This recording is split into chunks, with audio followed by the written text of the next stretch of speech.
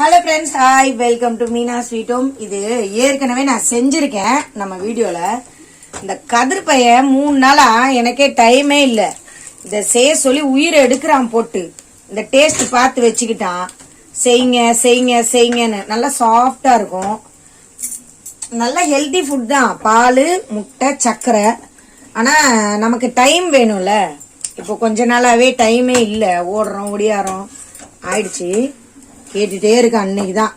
கதிர இந்தாடா, ரெடி வா. நல்லா ஒரு பக்கம் ஓரமா உட்காந்துருவாங்க கம்முன்னு.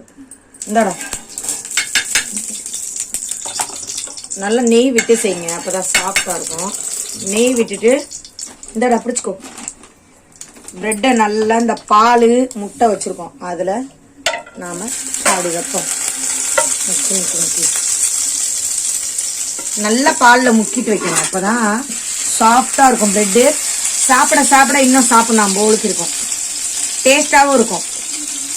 ஸ்லோல எல்லாம் வைக்க வேணாம், நீங்க ஃபுல்லுலே வச்சுட்டு கரெக்டா வச்சீங்கன்னா அதுக்குள்ள பிரெட் வெந்துட்டே இருக்கும். வைக்க வைக்க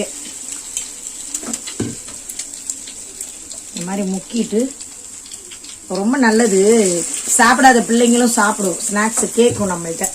சுத்தி கொஞ்சம் நெய் விட்டுலாம், இல்லைன்னா கருகி போயிடும். மேலெல்லாம் விட வேண்டாம், நீங்க சைட்ல விட்டா போதும்.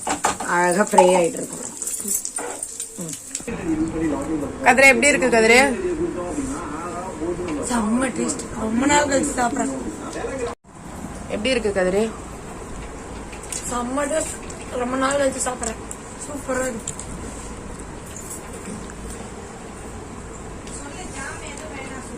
வாய் இந்த மாதிரி கேக்குதா கதிரை? வக்கனையா?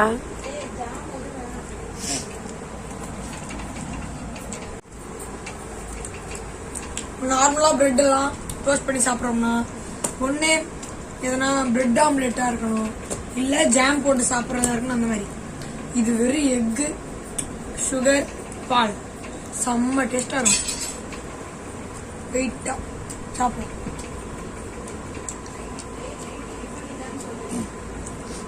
நைட்டு டின்னர் தான்.